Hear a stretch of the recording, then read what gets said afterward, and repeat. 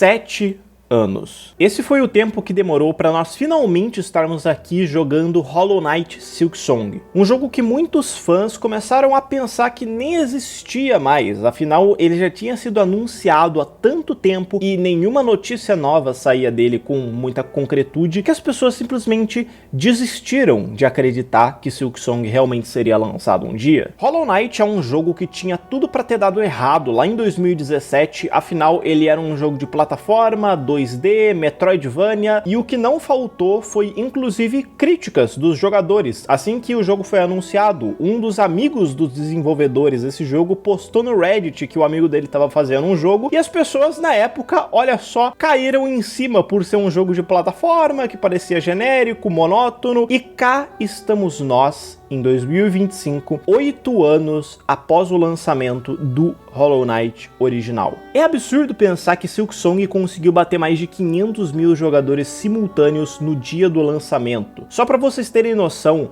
Call of Duty Black Ops 6 bateu um pico de 300 mil jogadores simultâneos na Steam e Hollow Knight passou tipo 200 mil acima disso. Com o detalhe de que esses números do COD vieram do final de semana de lançamento e Silksong foi lançado em um dia útil, numa quinta-feira. A diferença entre esses dois é que Black Ops 6 é um jogo de uma franquia anual, um orçamento de marketing na casa dos milhões de dólares, exclusivo, só pra eles saírem panfletando essa merda em todo quanto é canto. Hoje em dia, nenhum jogo AAA tem apenas um orçamento de desenvolvimento. Eles contam com um departamento completo, separado, um time especializado pro marketing de lançamento e pós-lançamento. Isso torna Silksong um fenômeno cultural ainda mais absurdo. Afinal, esse jogo quase não teve trailers, nem anúncios rodando por aí. Foi só uma demo e um trailer e um guaraná que os caras te deram pra você ficar esperando até a hora que eles quisessem lançar essa merda. E no meio de todo esse hype, uma coisa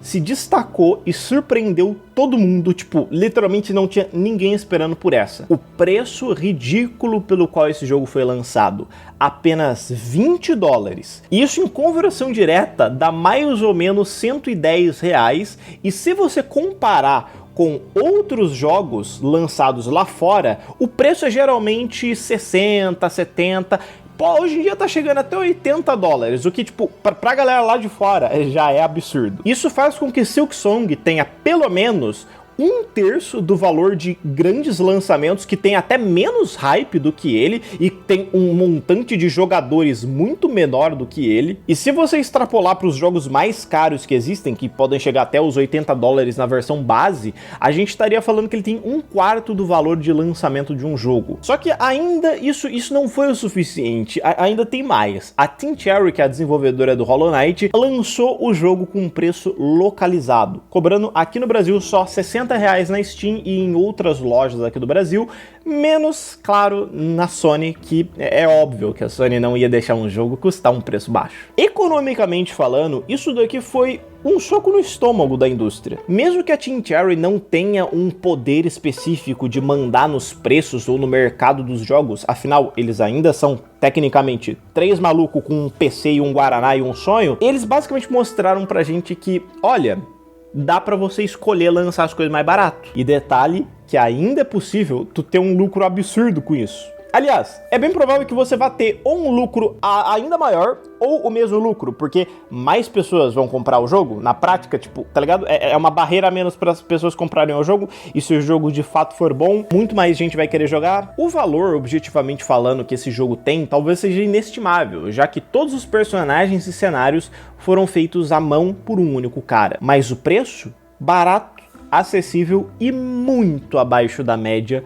de mercado. Bastou, primeiro de tudo, a empresa ter uma escolha de desenvolvimento que possibilitasse isso, ao invés de querer colocar 30 kg de Ray Tracing em cada gotinha de água do cenário e falar que inovou tecnologicamente, que agora precisa cobrar R$200 pelo jogo, e tudo certo? Só que se Silksong fosse só um jogo com preço acessível, isso já seria bom, mas eu diria que esse jogo ainda teve um impacto cultural na maneira como a gente consome videogame muito maior. Mesmo com todo o hype e trabalho que os desenvolvedores tiveram, isso já colocaria Silksong em um patamar muito acima realmente da indústria atual de videogames. Mas por uma escolha política, eles resolveram não abrir nem pré-venda e não distribuir nenhuma key, nenhuma cópia para mídia ou para influenciadores. E o motivo, segundo eles, é tornar a experiência verdadeiramente única para cada jogador. Sem tutoriais de YouTube no dia 1 de lançamento, sem opiniões e vereditos finais antes de todo mundo, até de toda a comunidade jogar o jogo e ver com os próprios olhos, sem vídeos de começando bem, pegando todos os itens logo no day one do jogo, tipo, nada disso. Eu não escolhi o termo política à toa na hora de falar sobre essa escolha. Política não tem a ver só com disputa eleitoral ou disputa entre direita e esquerda,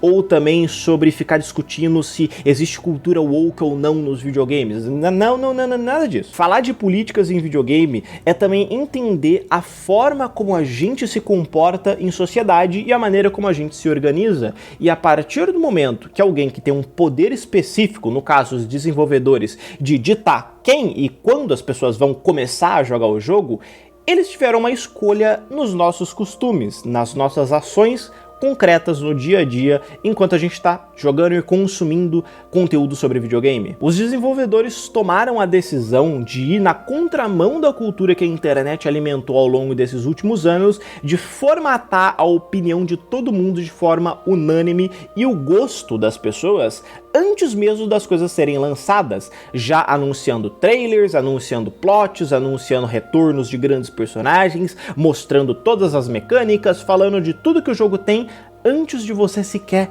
jogar. Ao não revelar tudo em trailers ou em 5 betas e 30 demos antecipadas, eles permitiram que cada jogador jogue o jogo no seu tempo, sem que nenhum influenciador ou jornalista já saia pautando o debate antes e já saia dizendo pra você o que é que você tem que fazer, como você deveria jogar, se o jogo é bom, se o jogo é ruim. Não. E cara, que ideia brilhante. Sempre que um jogo lança, eu me sinto muito mal quando eu abro o YouTube e outras redes sociais, porque parece que eu tô ficando pra trás. Parece que todo mundo já descobriu tudo que tem para descobrir no jogo, todos os youtubers já têm um veredito, um carimbo para botar no jogo, já tem vídeos de 454 easter eggs que você não percebeu de jogo assim assado, e Silksong conseguiu resgatar a sensação de simplesmente ligar um console ou um PC e jogar sem ninguém sabendo de nada. Pra falar a verdade, Silksong já é pra mim mais do que só um jogo. Assim como o primeiro Hollow Knight, que eu platinei de tanto que eu amei aquele jogo, simplesmente ele me introduziu ao universo do Metroidvania e eu nunca vou perdoar ele por isso. Eu posso ter as minhas críticas à gameplay em algumas escolhas criativas que os desenvolvedores colocaram, mas eu ainda não quero cravar se o jogo é o melhor jogo já lançado de todos os tempos. Eu só sei que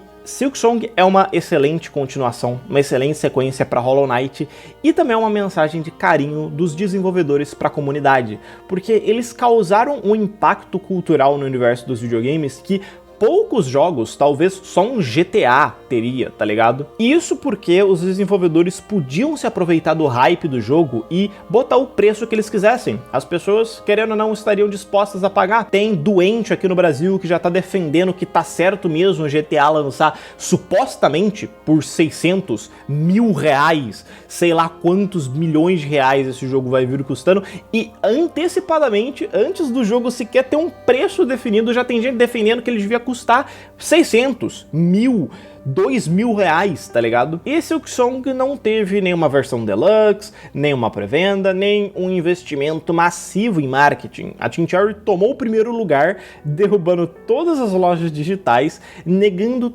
todas essas práticas tóxicas, abusivas e sem vergonha que a indústria vomitou na nossa cara nos últimos anos, e a gente só foi se acostumando. Independente de daqui a algum tempo eu zerar o jogo, mudar de opinião e achar que ele é uma merda, ou que eu vou continuar achando que ele é uma obra de arte, eu já tenho um carinho por toda a história que Silksong deixou no mundo dos videogames, e eu espero que ela seja duradoura.